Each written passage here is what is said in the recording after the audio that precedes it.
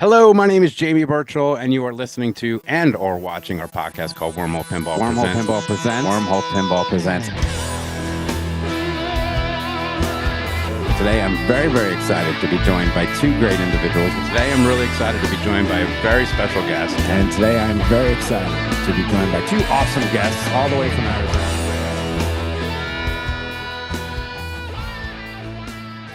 Hello and welcome to the Wormhole and our podcast we call Wormhole Pinball Presents, an interview series we started to highlight those in pinball and arcades. And today I'm excited to introduce you to someone I met at the Stern Pinball media event for D&D a couple of weeks ago. Doug Smith of the popular YouTube channel CoolToy, 50,000 subscribers. Doug, thank you for joining the podcast. I'm so pumped to talk to you today. Hey, my pleasure. I appreciate the invite. It was nice to, chat with you up there at Stern while we were, waiting for the D&D unveiling. So, I'm looking forward to chat about, arcades, pinball, and just general nerdiness. Yeah, so my background's a little different today. I'm not at the wormhole. I'm actually at my house. We're snowed in I Houston. I saw that. I've got family in Houston, and they're sending me pictures of, grandnephews and kids playing in the snow, and I'm just like, man, it snowed like one time when I lived there, and it was like a dusting would be, a generous, Right. description of it No, we versus got what about you guys have six. now. Yeah, we got about Yeah. 6, 7 inches, and this city just does not have the infrastructure, Doug, to deal with this. No. So they're freaking out, and everyone work remote all day today, right? There's no one else on the roads, and we got about it went to 36 degrees. So now it's all melting, and then we're gonna hit 25 tonight, and so that's all ice. Yeah, and there's a lot of people that get that false sense of security once it like melts a little bit. They're like, "Oh, this isn't so bad," and they hit it, coming home late from work or whatever, and it's nothing but a sheet of ice. And I don't care what kind of vehicle you have, you're SOL when you're Oh, on you're ice. screwed. Yeah, it's all ice Yeah, tonight, ladies and gentlemen. So I knew I could get to the wormhole, Doug, but I don't think I could get back. yeah. Getting back is always the trouble. Not worth it. I live about a mile and a half away from the Mhm. wormhole, and I That's was. a cold walk. That's a It cold is a walk too. cold. Yeah, I brought the Roadcaster with me. I brought all my gear to make it look good and sound good, but we're just doing it remote. So here we go. You lived in Texas There's, though for a while, right? I did. I was born and raised in Houston, Texas. Where part of Houston? Literally like in the middle of Houston. I think the elementary school I went to was Green Valley, and it has like a Houston address, so it's not even one of the Awesome. suburbs. I was a burb Hmm. guy when we moved here, and raised the kids in Pearland, Yep. and Yeah. now we're back in the Heights, my wife and I. The burbs is where it's at. Like my parents stayed in Houston for a little while, and then they moved us to Baytown, and that's where my sister still kind of resides in that area, and that's where a lot of my growing up was later on, especially with like where I went to the mall and played the arcade games and all that kind of stuff was in the Yeah, Baytown in area. Baytown, huh? All Hmm. right, well there you go, Baytown shout out here in the H town. Uh, There's like three people. I mean, it's bigger than that, but there's probably yeah, a for people small that amount of listen, listeners there's that going to be like three yeah, people going, yeah, yeah. Baytown. Hmm. All right, so these podcasts obviously are very, very informal. I love interviewing folks for a living, is what I do. So it just made sense to do this podcast here. So buckle up. Here we go. Let's start with D&D, right?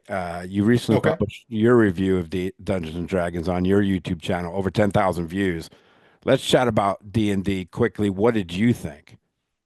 I enjoyed it. I mean, I wasn't surprised with the theme reveal. I think that was, the ongoing rumor for several months, and lately the rumor mill has been pretty accurate with those Stern guesses.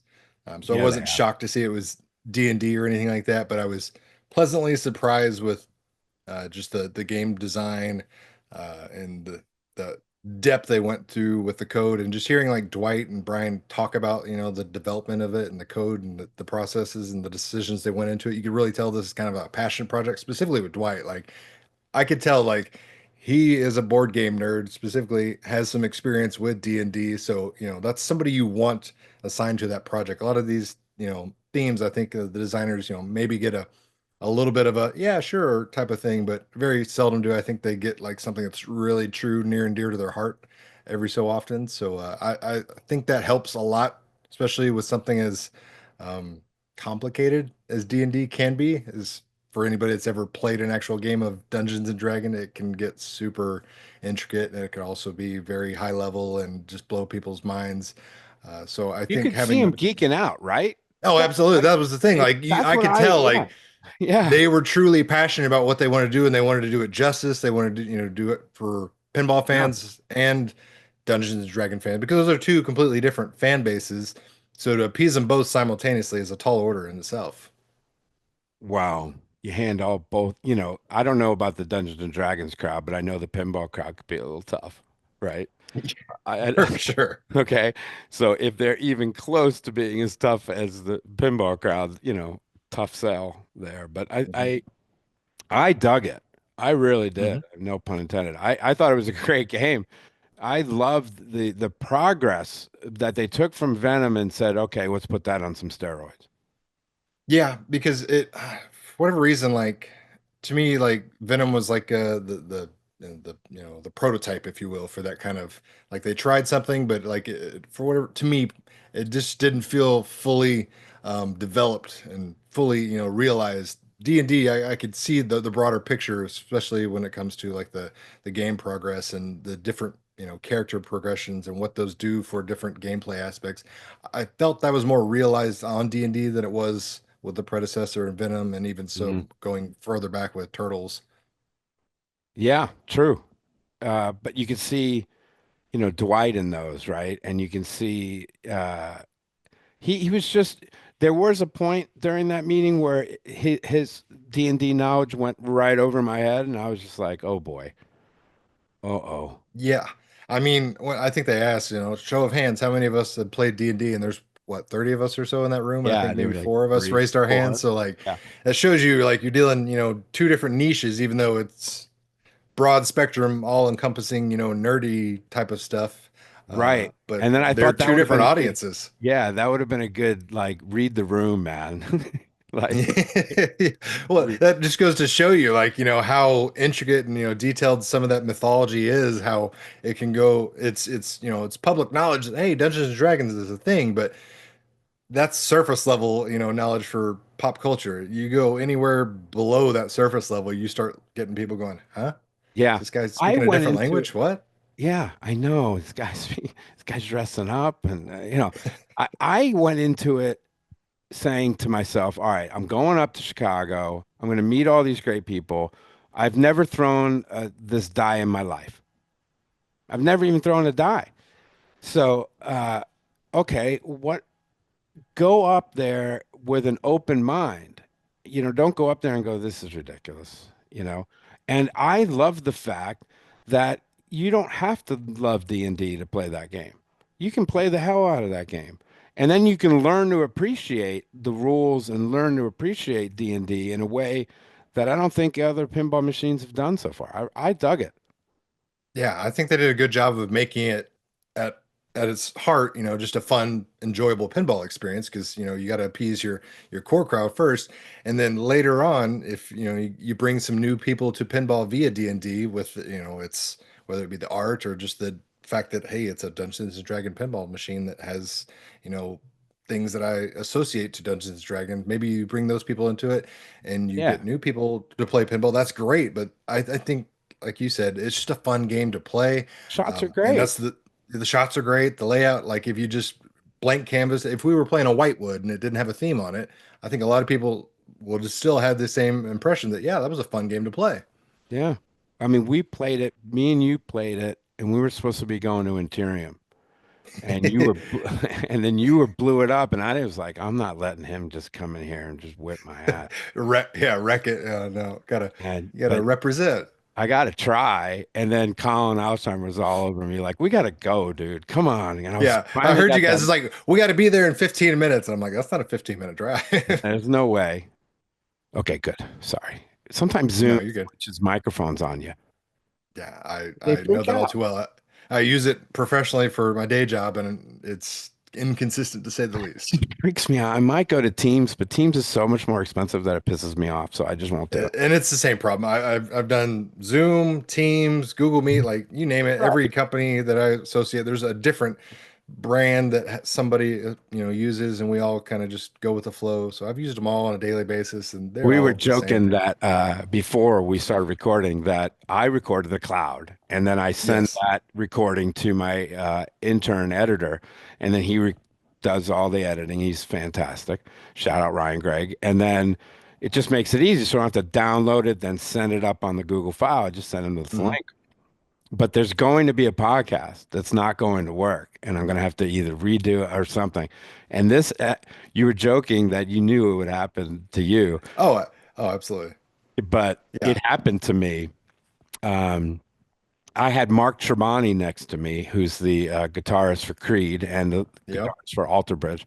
I had Alter Bridge in the wormhole, right? I am freaking out because I love Miles Kennedy. He's one of my favorite Hmm. lead singer.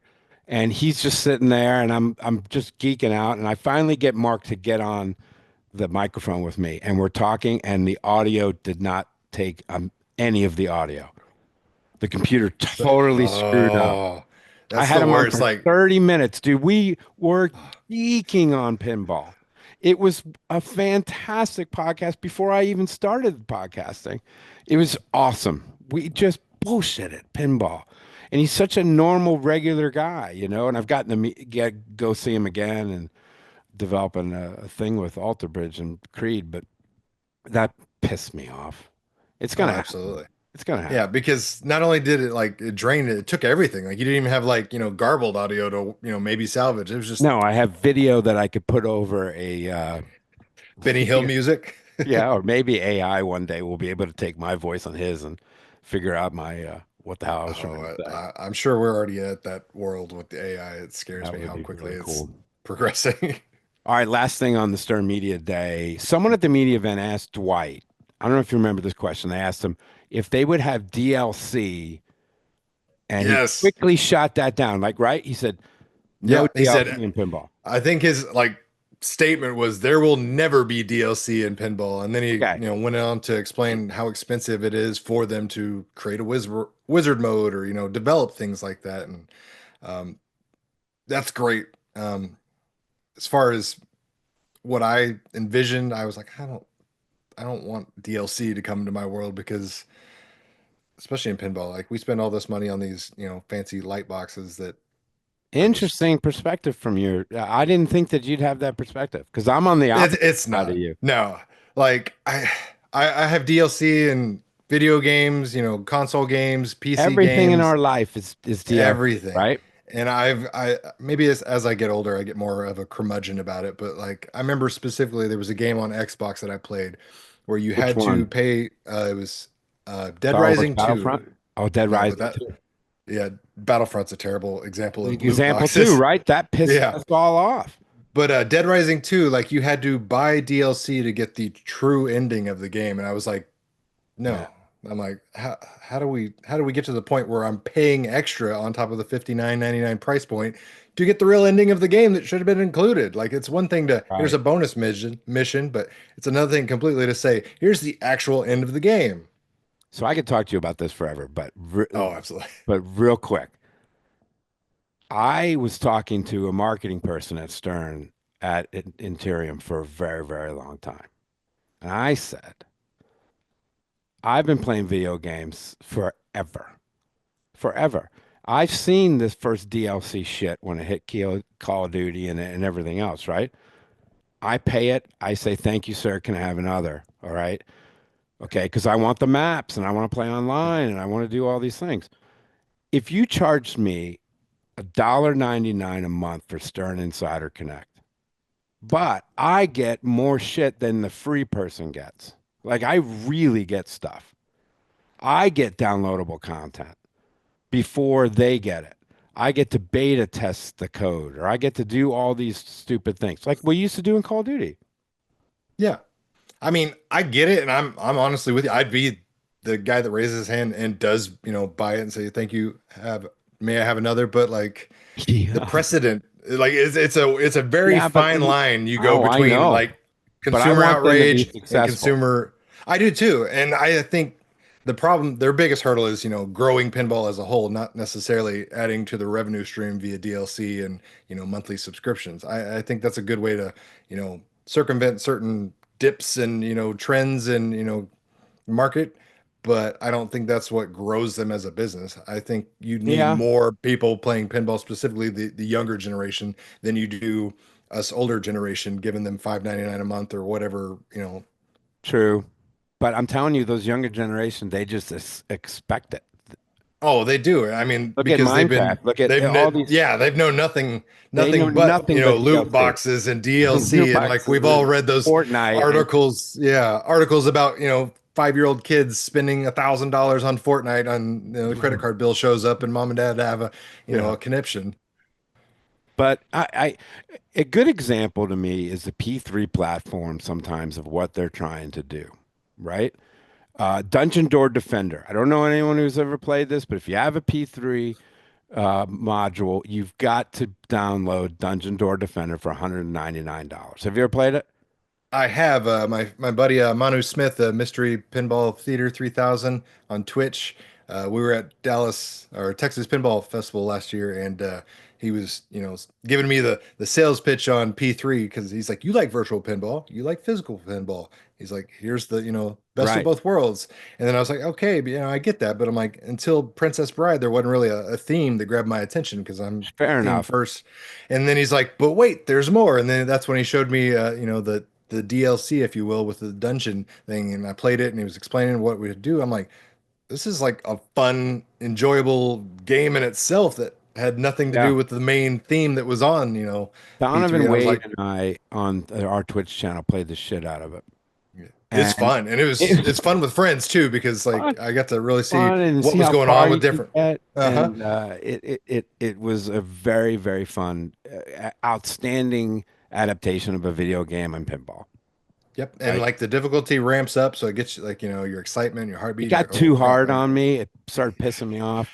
I told we actually interviewed the creator Michael on Twitch, and I told him it was too hard because that's my only problem with it. It's like level 8, you are just getting your hiney kicked. I can't even see getting to level 9. I can't. It ramped up pretty quick, that's for sure. Yeah, I think I made it easy like up, 5 or 6 man. on my first play, and I thought that was big. And I was like, "How many levels are there?" And I heard it. I was like, "Oh, Yeah, there's like no way you can get to those. There's no yeah." way. But buying your attributes and uh, the whole thing that they do. Anyone has P3, spend $199. Get that thing. Get that thing. All right, let's talk about your YouTube channel. Cool Toy. You review everything from video games to VR to actual toys, right? When did you Yeah. start this channel, and how did you decide to produce this type of content? So I had a YouTube since like 2006 because in when I was in college, I was doing a media production degree, and hard drives back in 2006 were, the size of a textbook, and you had to plug them into the wall, and they hold like 100 megabytes or 100 gigabytes. That was like huge. So I was having these media classes where I had these massive files that I was having to take home and transfer and edit and bring back to class. So I started a YouTube then just for a free like hard drive on the cloud before the cloud was a thing. Mm. But I really didn't upload any content until May 2018. And I really just started that out as a frustration of what I saw and what I viewed on YouTube. It was always like people are either too negative or didn't talk about certain things in a way that I preferred or glassed over certain things that I cared about and vice versa. And I was like, yeah, I could do that. I mean, I went to school for media production and then I got a boring day job that had nothing to do with that. And I had this, creative itch. I'm like, I got to do something. Yeah, I have all these skills built up that I literally don't use at all. I'm like kind of bored. Why not? So I started a YouTube channel and just started talking about things I like. I do the thing on YouTube that you're like absolutely not supposed to do, which is talk about a breadth of subjects. Like you're supposed to find like one niche and just beat sure. that dead horse. And I don't do that. And I've always jokingly said I'm a middle finger success story to YouTube and its algorithm because I don't play nice with it and I mess with it all the time, and I'm sure I would be more quote unquote successful on YouTube if I played by its rules. But I feel better about myself when I put my head on the pillow doing things my way versus trying to appease some robot overlord. Yeah. I mean, you could have just decided I'm just going to do lightsabers and Star Wars, right? Toys. Absolutely. And been like Mike Zero or some of those guys that do stuff like that. But I like that you've just said, These are my passions. I'm going to review the stuff that I love to review and build your audience that way." It's really great.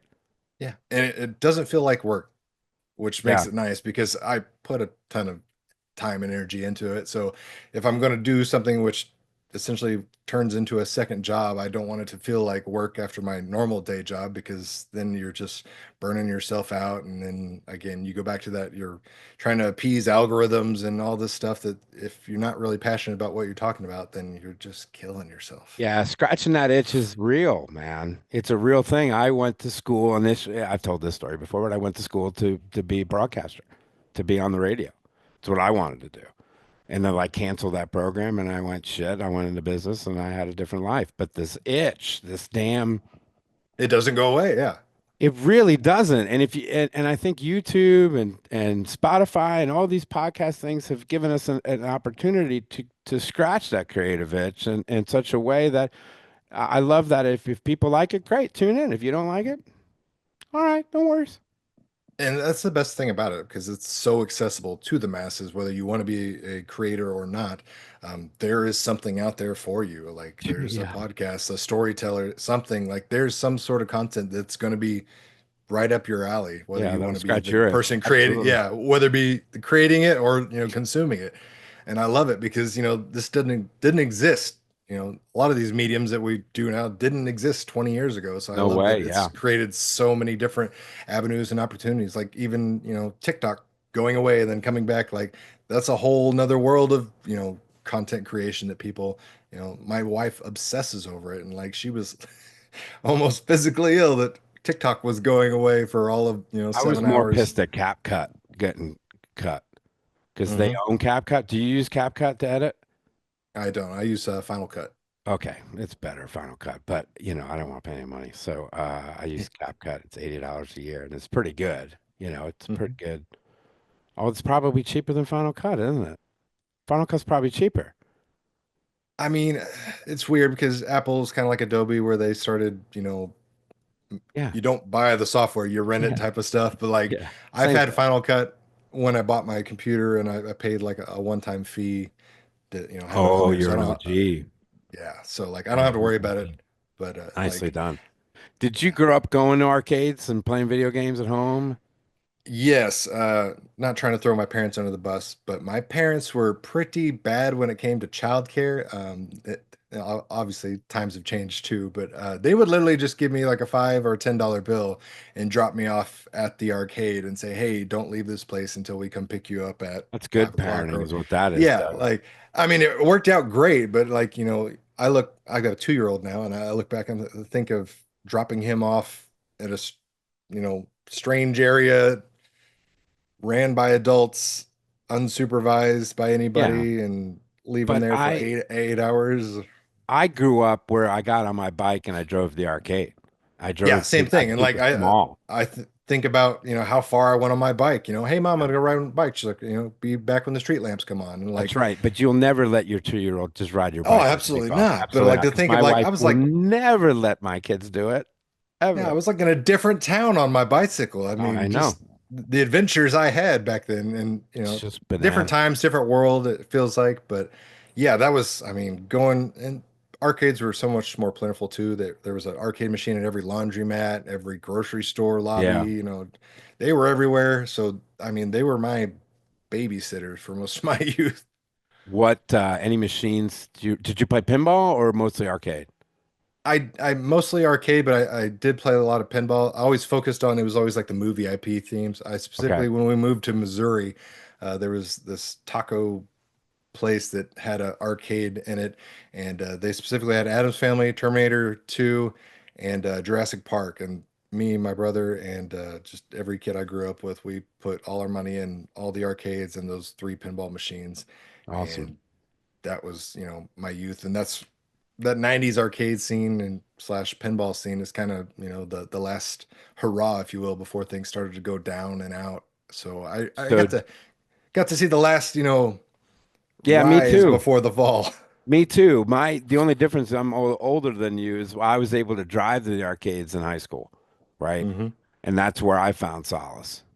And but I migrated to video games big time too. Did you really migrate in the 90s to video Oh, games, absolutely. Consoles. I'm a consoles? huge Sega nerd.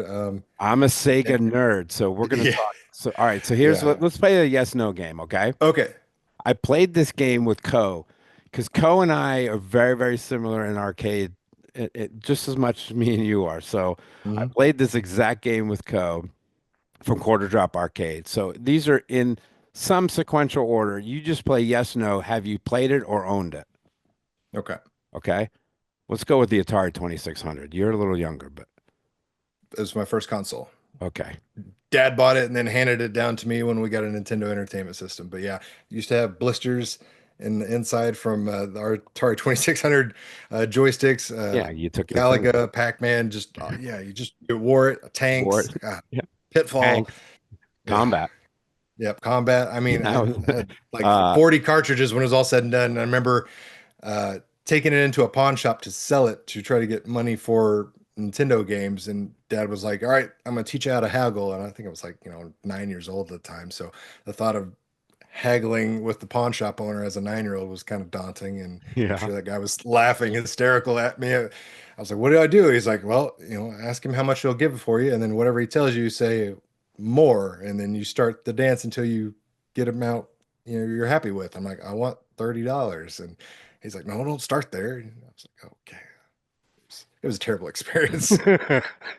Sounds traumatic. I'm sorry. Yeah, I'm just trying to do a absolutely. yes no game with you. Yeah, no, you're good.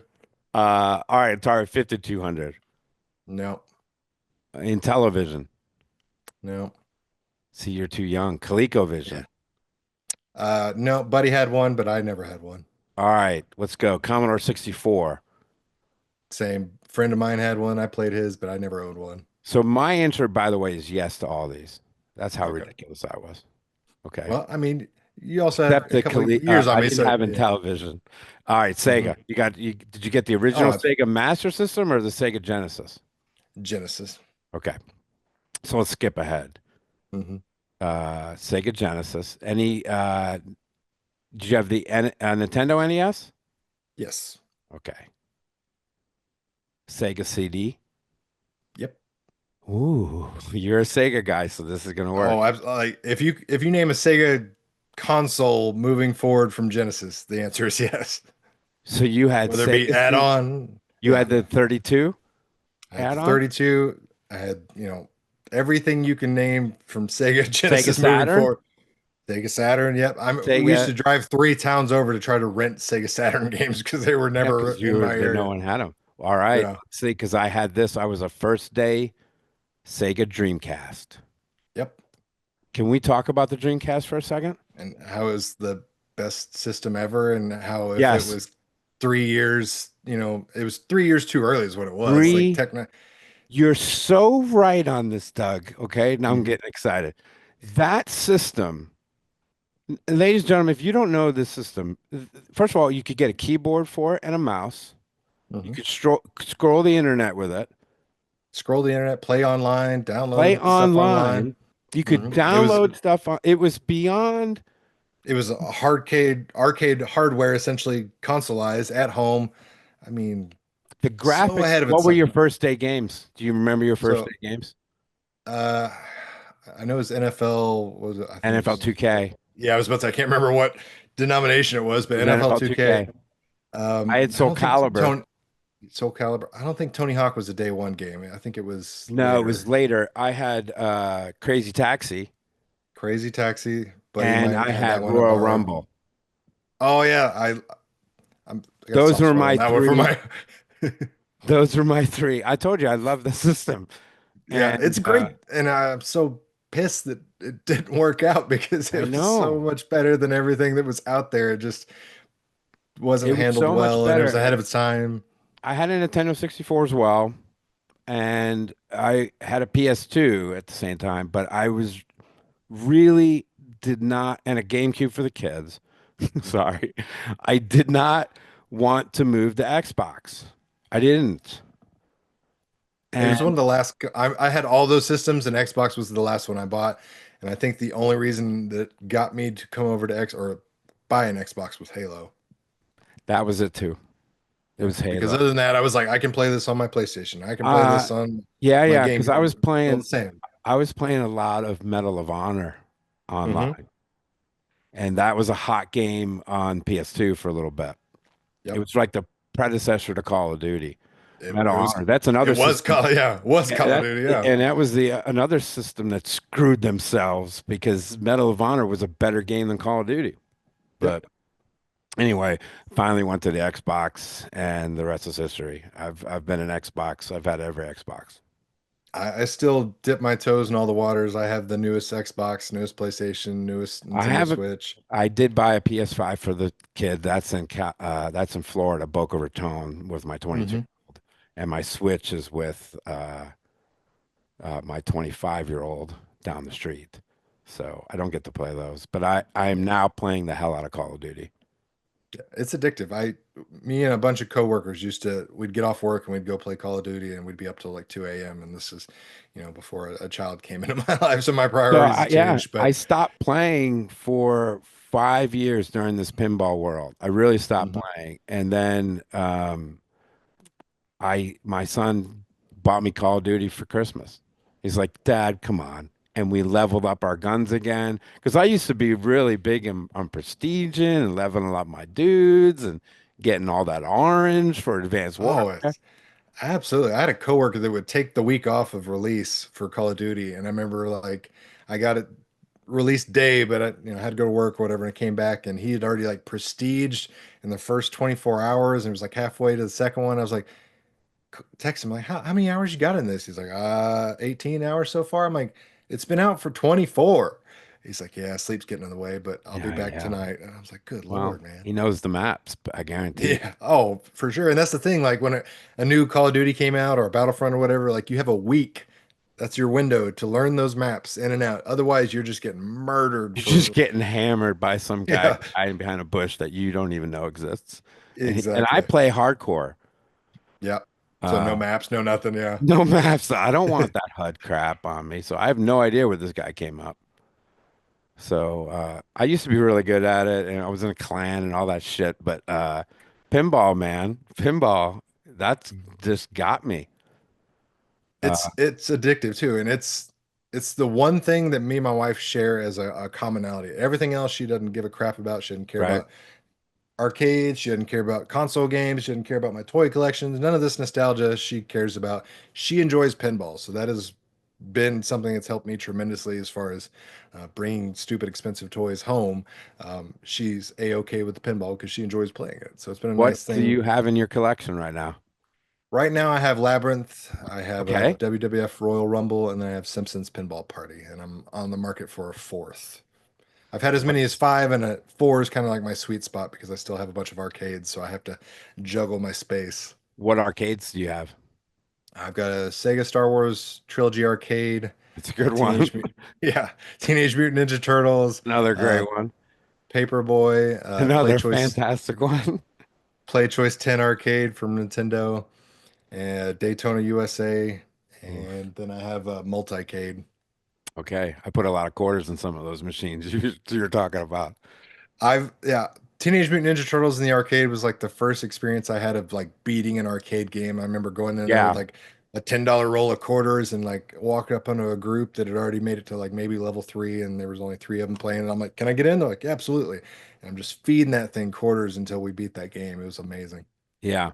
That was a that was a game that was very similar. What was the one where you were in a maze and four of you were wizards? Oh, Gauntlet. Gauntlet. Oh wait, yeah. Yeah, Gauntlet. Yeah, I was about to, you talking about the original one or Yeah, the original the Gauntlet. okay, yeah. Gauntlet Yep. was one of the first that you can all get together and kind of kick some ass. Yeah, and that was a crazy game for its time because the amount of like enemies on screen and how fast they came at you, and then you got the real speech. It's like, elf needs food, Yeah, it warrior was wild, down. right? Yeah, I put a lot of quarters in that. Your friends yeah. go and play some Gauntlet. But that to me, because I was older, so Hmm. then when Teenage Mutant Ninja Turtles came out, and then I was like, okay, Gauntlet with but going this way, and we're kicking some ass, and we're all Hmm. together, and Yeah, really Ninja good. Turtles was like the sweet spot for me because the cartoon had been out and I was already, glued to Saturday morning cartoons. And so I was already well enamored with spending all my allowance on Teenage Mutant Ninja Turtle action figures. So when I saw an arcade game that looked like the cartoon that I already watched, I was in love. What kind of action figures do you have? What is your toy Uh, collection? my toy What collection does that is encompass? Like what genre? it's probably 33 it's probably split evenly. 33% Star Wars, 33% Teenage Mutant Ninja Turtles, and the other, 30% Masters of the Universe, and then odds and ends, Power Rangers, Transformers. So this totally makes sense for me because I'm 52 now, right? Hmm. And you're in your 40s. Yep. And when I was in college, Ninja Turtles was on, and I was just like, fuck this Ninja Turtles, man. Yeah, it already passed you over. Yep. It already passed me over, right? Mine was G.I. Joe when I was the 12, right? I watched G.I. Joe religiously. I just never got into the toys because they were, the 3 3/4, and then I already had Ninja Turtles that were bigger, and the same thing with He-Man. So like, Plus, you already had the I, small Star Wars. yeah. So I was like, this isn't really this cool. Like, I got all these buff He-Man and Ninja Turtle figures that are all roided out, and then I got these little Star Wars and G.I. Joe guys that wasn't as impressive. But G.I. Joe had some of the most amazing vehicles as Oh, far as their yeah. toy line, Oh, and yeah. oh man, they blew that stuff out of the water. Like they're a real freaking hovercraft for crying out loud. I remember a buddy I of had mine a had that, and hovercraft. I was like, holy crap! I'm like, this, let's take it I'm on gonna water. And like, I'm gonna throw one at you here that's okay, a little ridiculous. And this is really for Cale Hernandez of Electric Bat, who shares his love for G.I. Joe as much as I have a love for G.I. Joe.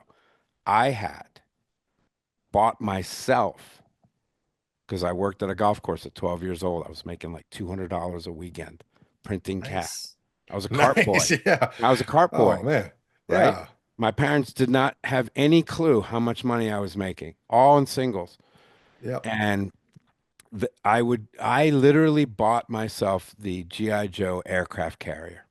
Oh, the USS Flag? Are you kidding Yeah, me? not kidding you. That is like the grail to it's like to this day, like I know. just how ridiculously over and that's Yeah. I I was like wish toy 12, companies were this, it was adventurous. ridiculously It's large. even as an adult, it's ridiculously large. Like it's bigger than Yeah. my dinner table. My father was like, "What the hell did you spend on what how much was this?" I don't even remember. I think it was like $250. I was about to say I want to say it was like 199 or something. I can't Yeah, it was remember, but probably 199, yeah, but it was you the could stuff of legend. it Yeah. yeah, I had it. But then the problem was I then turned 13 and started like liking girls and now I've got this aircraft carrier. I mean, it's just a little ridiculous. So I got rid of that when we moved to Florida. But I I sympathize. I had a Teenage Mutant Ninja Turtles Technodrome, which is like, their aircraft carrier. It was the biggest, baddest place that you could get. And as I got older and turned into my teenage years, like that thing had like fallen apart because I'd played with it for many, many years. And I think like all that was left was the eyeball on top of it. And I remember literally using that as like a wiffle ball in the backyard with my buddies when we were playing wiffle yeah, ball because sure. we'd like hit the ball over the fence. So I'm like, this is about the same size and weight as a wiffle ball. So we started using the Ninja Turtles Technodrome eyeball as a baseball for our wiffle You ball still games. had that today, and I still had that aircraft carrier Yeah. uh, in great shape. There would be worth a couple of bucks, wouldn't Oh, for sure. I think like the box alone would net you $500. it? It's stupid. It's so stupid, the crap that I had. I had all of those wrestlers from the Mm. WWF. The The LJNs or the Hasbros? The the LJNs were like the ones that were like yeah, rubber and rubber yeah. LJNs. Yep. Hmm. Dude, I had them all. Yeah, I had the Hasbro like the one generation later when they Yeah, were yeah. I had the LJN. You could bounce them. absolutely they were just I had giant molded rubber that would just yeah, boom. and I had the ring. I had Miss Elizabeth. Dude, I had them all. I had them all. But I was Yeah. making too much money. A 12-year-old and 13-year-old cannot make that much money. No, I was lucky enough to be relegated to like a $5 a week allowance, and I remember I could get a Ninja Turtle action figure or He-Man or whatever. It was typically $3.97. Then I would have leftover money, and that leftover change I would either get some Topps baseball cards, Fleer football cards, and if I had something left, I think it was like 50 cents for a 3 night movie rental or a video game rental at Blockbuster. And that's how I would spend my $5 weekly You allowance had from it doing down chores. pat. Yeah, every Uh, single week. Here I was just like, Oh, absolutely. Yeah. I'm just, Savings. I remember my parents were like, if you save this, you can buy my gone. yeah, I Give me could that have five bought a dollars. car with some of the correct when I had no money when I moved to Florida because I had pissed it all away on all these toys and video games. So I it that was, never changed. Like I remember being in high school and my taste didn't ever change. Hence my cool toy name comes from a nickname from like middle school. But like I was the high school kid that put a GameCube, PlayStation 2, and the original Xbox into his car, and I had a TV in my car, and I had 3 consoles in my actual what kind of car in car high was it? school. It was a Mustang that I bought, wrecked, and rebuilt, and learned how to do auto body and stuff on it. But yeah, Mustang 5.0 convertible, straight out of Vanilla Ice music video. Yeah, 1986. Was it an 86? It was 87? a 84. Okay. Ooh, I remember. Yeah, yeah, hideous by Yeah, it's today's terrible standards. looking. Yeah, but I was like, all right, I can do this, and yeah, I was just Yeah, I blowing drove a blowing Plymouth money left and Horizon. right. I drove a Dodge Omni. Nice. Yeah, I had a pretty nice. Mercury Sable was my car when I was 16. My parents were like, you're not getting anything until you learn to drive for a year and don't wreck anything. So I drove a Mercury Sable for the first year. I drove a Plymouth Horizon that had no air conditioning because my father drove here. This is such off the wall. So sorry, people. No, you're But good. we lived in Long Island, so my father didn't need a car because he took the train from Ronkonkoma. So all he needed was a mile and a half in the snow. So he bought the cheapest car humanly possible, and then of course we relocate to Orlando, and he's like, "Well, here's your car." I go, "There's no air. There's no air conditioning." Roll the window down. He's like, "Well, it has a fan." So you just get that, blow dryer feeling. And this is like, why did I not save my money? I could be driving something totally badass as a 16-year-old in Florida, but nope, I drove a Plymouth Horizon. All right, are you ready for a rapid fire hot seat game that we call the hurry up? This is a Absolutely. this is a random questions here for you, Okay. Doug from Cool Toy. All right, PlayStation or Xbox? PlayStation. That hurts feelings. PlayStation library, online ecosystem, Xbox. So like, Yeah, true, true, true, true. All right, best toy out of this three. We talked about this. Are these four? Ninja Turtles. You can only have one. okay. He-Man, Transformers, or G.I. Joe. Ninja Turtles as a personal favorite, Transformers are better toys. I mean, I'm still amazed at the intricacy of the 80s Transformers to this day. Favorite lightsaber to build from your Star Wars character. Oh, from my like collection, Yeah, for your collection. uh, Darth Vader for sure. It's just Yeah. you can't go wrong with Vader. Episodes 7, 8, and 9 are absolutely terrible. Agree or disagree? Disagree. They have their moments, Oh, they're just like the prequel. the I mean, there's prequels. We don't remember when we were bitching about the prequels, we didn't know how good we had it. true. I mean, we didn't know it could get worse, but there's like Kylo Ren was badass until the helmet came off and he turned Kylo into Ren was good emo. in episode 7, That's badass what in I'm episode saying. 7, right? And That's then what all I'm of a sudden, saying. in There's 8, moments. It's he as takes his as the shirt characters off. progress, they got worse. He takes his shirt off, and then episode 9 is such a debacle of a movie that I pretend it doesn't happen. I mean, in their defense, they didn't do the Marvel thing where they had like a cohesive vision for the entire. They should have done that, and they did the whole, "Hey, we're just going to hand the story off to There the next was a guy." And thing. There was a cohesive. There were those books. If you implement those books with Mara Jade, and I don't know if you read those yeah, too. oh yeah, I, I read I'm the a expanded tour. universe stuff. Yeah, It me was too. there, but Disney was like, "We want to do our own thing." Like they Yeah. basically gave Lucas four Thanks, Disney. billion dollars to shut up and go away. Yeah, George. God bless you. All right. Which pinball machine would should be made from one of these themes? He-Man, Superman, or Van Halen? I mean, That's for me. yeah, He-Man, personal choice. They all should be made. Van Halen, definitely for sure. Let's have an eruption solo that lasts, the entire duration before you get to pull your ball. Superman deserves something. I mean, the original EM It's is so, yeah. it's, but it needs a modern something. I mean, these are three great titles. We should do this right now. I don't Yeah, understand. These, that these I are great. mean, the amount of titles that are out there and available, like it blows me away that they're not created, especially in the 90s. Like To name Sega drop didn't. Wolfgang Van Halen, who I actually have met, I said, that was the first thing I said to him when he came in to the Wormhole. I said, dude, why is that on a Van Halen pinball machine? He said, we have too many damn lead singers. You're never going to get them to get along. And Exactly, yeah. that's the rub. Rights issues ruined it all. Best video game that did not have a joystick. I asked this question to Track and Field, Tempest, a little bit before your time, or Paperboy. I mean, they all have controls, but They I don't enjoy have a, paper. Yeah, I enjoy I'm sorry, they Paperboy don't have just a because. joystick. They don't have a Yeah, joystick. that's right. Traditional joystick. Yeah, I enjoy Paperboy the most out of those three. I think it's the coolest. I mean, I have one because it's so obsessively unique.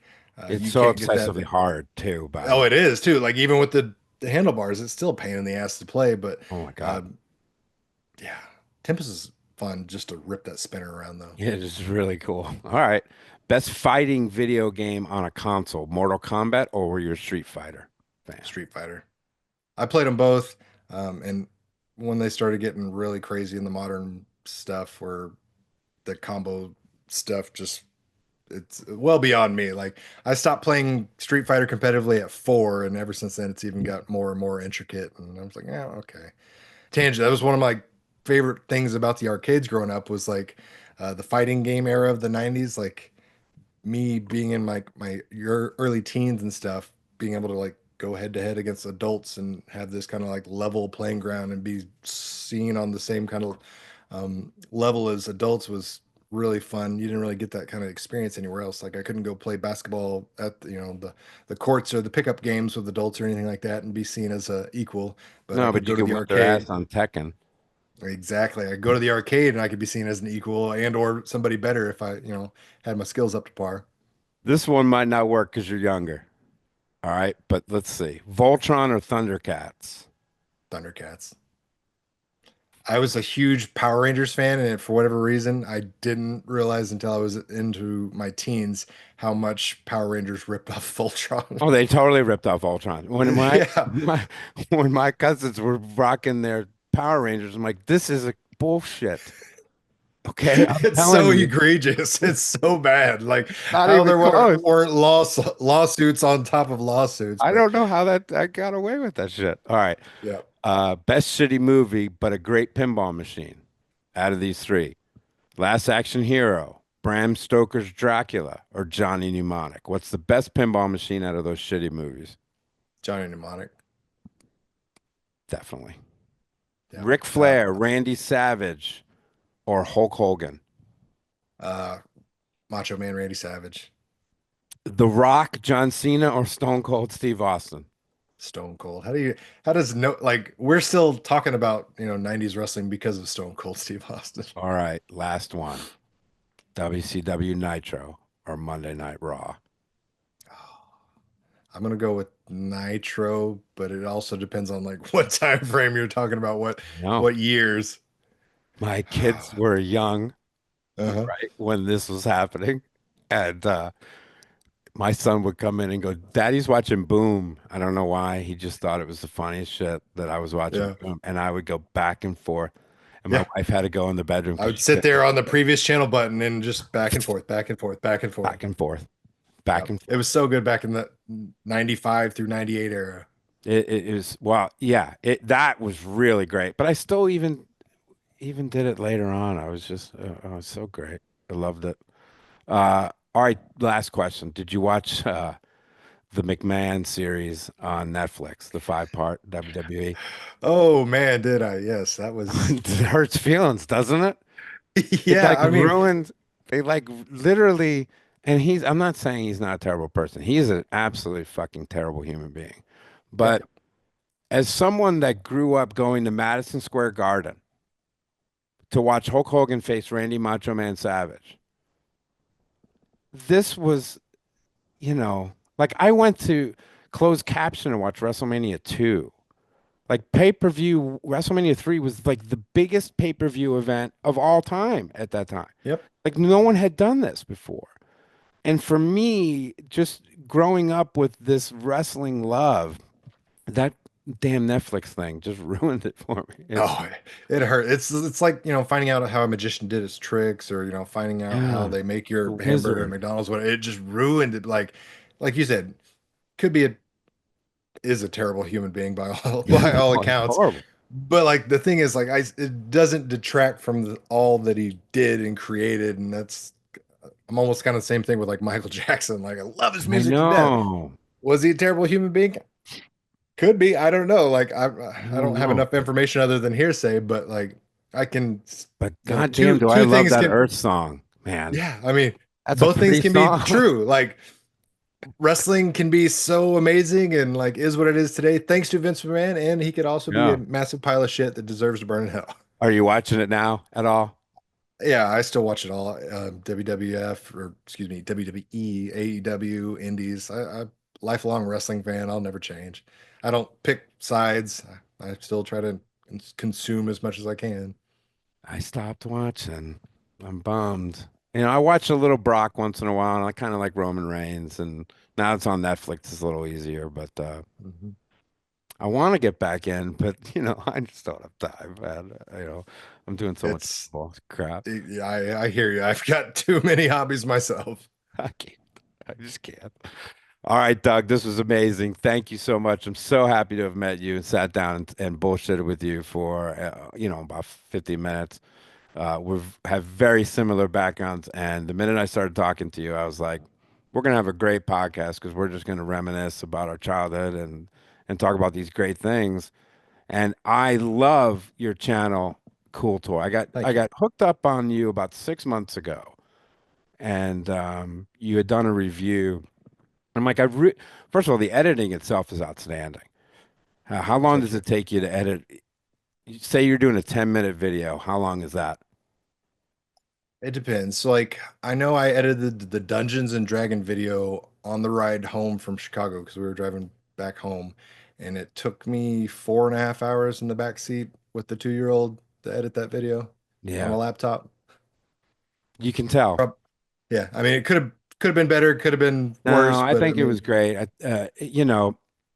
We're not making any money in this, right? You no, must know and that. that's the biggest misconception on anything. I mean, we're just not, right? I went and brought all this shit here so that we can, have this podcast, and I just love doing it. And you can see the passion in your product. Keep doing it. Where can people find you? You can find me on YouTube, CoolToy, uh, Twitter/X, whatever the heck you want to call it, CoolToy as well. Instagram, even though I barely ever use it since it's basically just nothing but vertical video now. Um, and I'm on Yeah, Facebook as myself. we do both. We've done a lot of short video and long that format, and it seems to be doing really well for us. So we're just gonna Yeah. keep it up. We're having fun with Yeah. it. I mean, it makes sense for the pinball world. Vertical video is a natural progression, but me coming from a, you know, editing and cinematic training world, vertical video just crawls up my skin and gives me all sorts of nightmares. All right, man. Thank you so much. I appreciate you, and I had a great time. Thank you so much. Talk to Thank you you. I soon. appreciate it, man. See, I could have talked to him for 2 hours. I could have talked to him for 2 hours, and no question in my mind, I will have him on again, and I'll have him in the wormhole when he comes back to Houston to visit family. So, uh, upcoming to the wormhole. First, we have the Twippies on February 22nd. Head to our YouTube channel already and click subscribe. All right. There are tickets that are available. So come to Houston, come to the wormhole. We're going to be giving away a bunch of stuff. It's going to be an awesome night. We have a tour that we're going to be giving for the vault, and which is our top secret super location with about 65 rare pins there, and get a taste of some of what we've got. Then in Eureka Heights Brewery, Friday night, we're going to have a tournament there, and potentially a unveiling of a new machine at Eureka Heights, potentially if it comes in time. Then a Barrels of Fun tour on Saturday, the 22nd. Visit, and then come to the Wormhole to visit the Twippies and be there live and in person. And Sunday, we've got a tournament at the Wormhole. So visit twippies.com for all the ticketing information. I've been testing vigorously to make sure the Twippies go on without a hitch. Of course, they won't. There's going to be a technical problem here and there, but I'm going to be doing at least 4 or 5 more test runs. Um, Last segment here, it's called Be on the Lookout.